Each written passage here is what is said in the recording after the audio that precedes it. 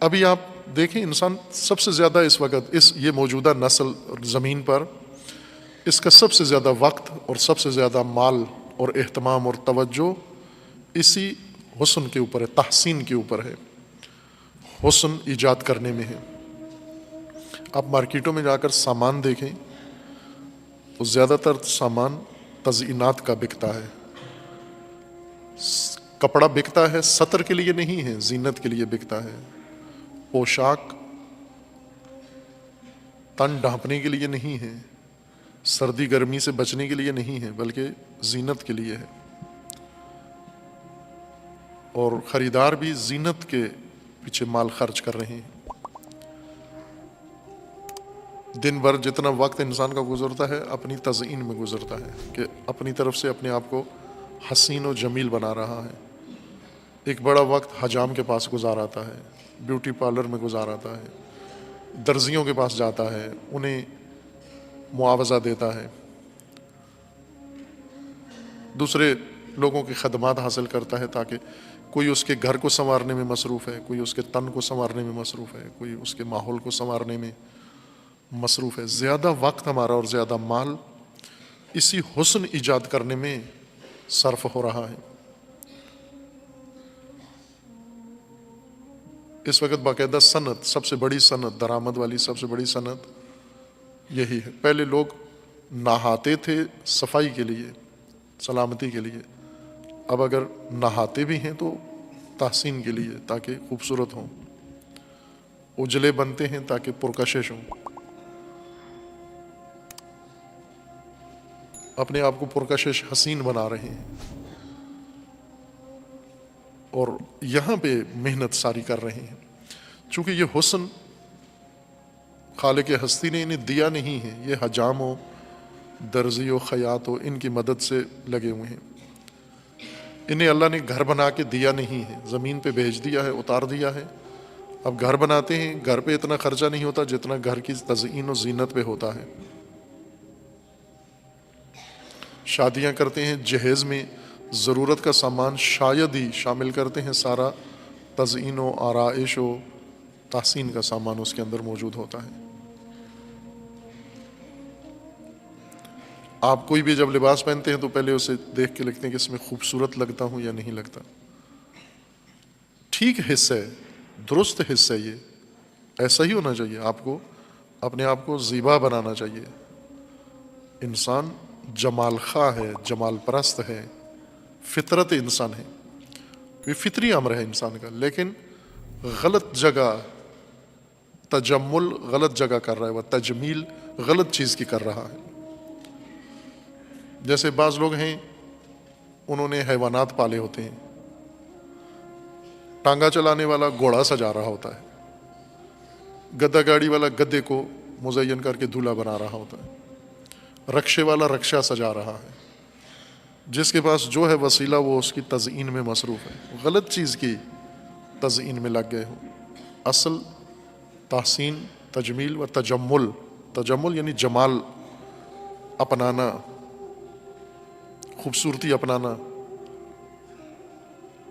اپنے اندر حسن پیدا کرنا، تحسن، اپنے آپ کو حسین و زیبا بنانا، یہ فطرت کا تقاضا ہے۔ فطرت انسان کی زیبائی چاہتی ہے، جمال چاہتی ہے، اس لیے اللہ تعالیٰ نے جو کچھ بنایا آپ کے ارد گرد سب زیبا و خوبصورت بنایا تاکہ آپ کو ملال نہ ہو، آپ پہ گران نہ گزرے، آپ بیزار نہ ہو جائیں، وحشت زدہ نہ ہو جائیں۔ جہاں سے آپ ڈرتے ہیں وہاں بھی غور کریں تو وہاں بھی بہت زیبائی ہے۔ جن اوقات میں یا جن امور سے ہم ڈرتے ہیں کہ یہ خوفناک ہیں، وہ در حقیقت بہت خوبصورت ہیں۔ آپ دیکھیں سانپ، زہریلے سانپ، سب سے زیادہ زہریلا سانپ سب سے زیادہ خوبصورت سانپ ہے۔ جتنا زہریلا ہوگا اتنا زیادہ حسین و زیبا ہوگا۔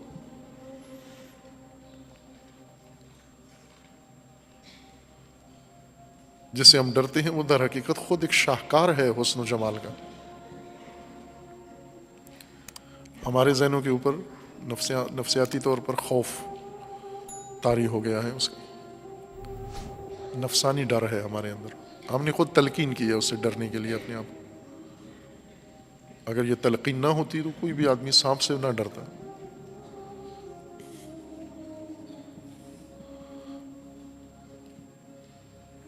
یہ اللہ نے ہمارے ارد گرد سب حسن و جمال پکھیر دیا ہے.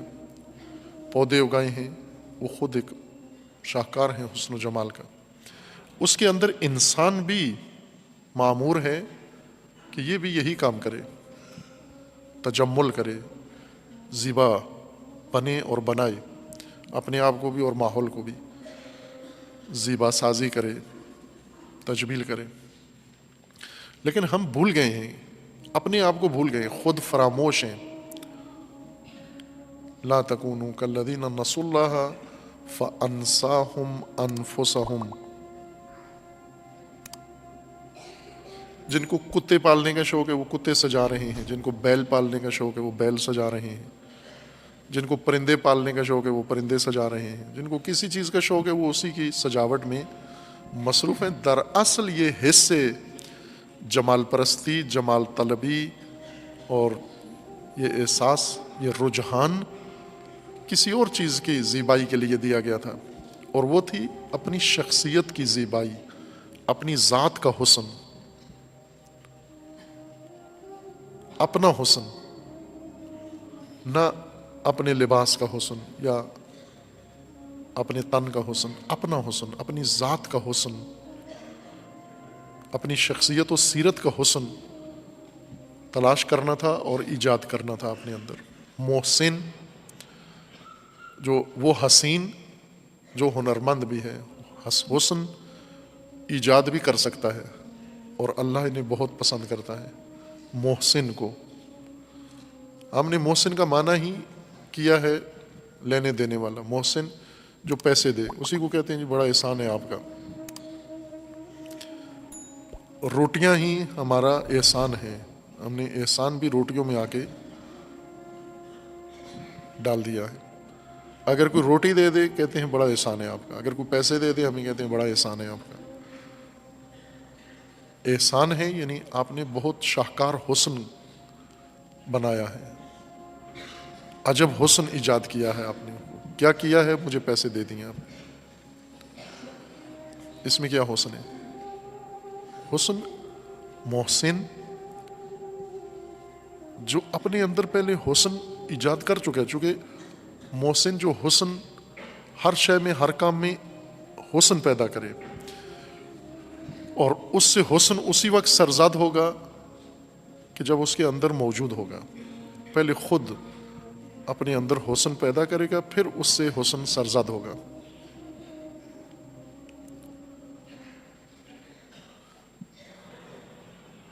یہ ہے حسن سیرت, حسن کردار, حسن شخصیت.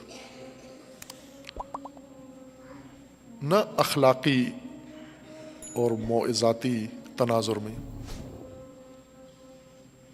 حقیقتاً حسن ذات, حسن شخصیت, حسن سیرت حقیقی حسن ہے. وہ سب سے زیادہ زیبائی اس کے اندر ہے. اس کے سامنے سب حسن ماند پڑ جاتے ہیں. یہ حسن جب جلوہ گر ہوتا ہے, تجلی کرتا ہے, اپنا جلوہ دکھاتا ہے, سب اس کے سامنے ماند پڑ جاتے ہیں. سب کا حسن مدہم ہو جاتا ہے. جیسے چھوٹے چھوٹے چراغ, روشنیاں رات کو بہت جلوہ کرتی ہیں, لیکن دن کے وقت ان کو روشن کریں نظر بھی نہیں آتی. کیوں؟ اب اس کی روشنی کہاں گئی؟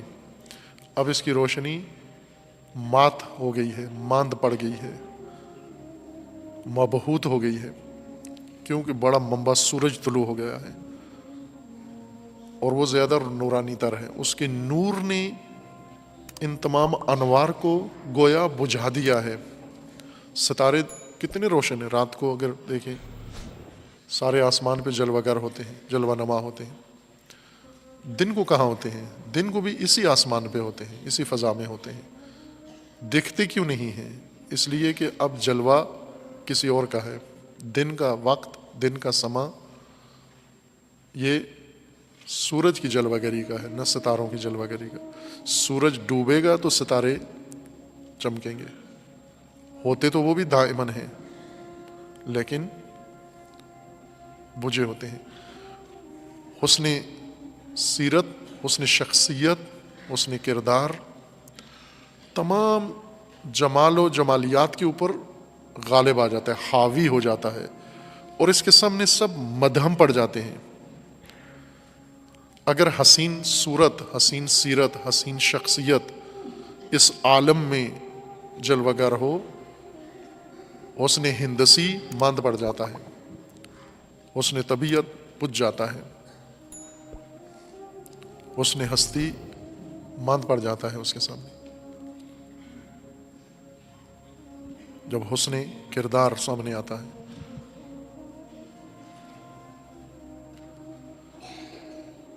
لیکن اس میں اس مقام تک پہنچتے ہوئے اعلیٰ ذوق کی ضرورت ہے۔ یہ زیبائی، یہ جمال اپنے اندر انسان پیدا کرے، اعلیٰ ذوق درکار ہے، بہت اعلیٰ ذوق درکار ہے۔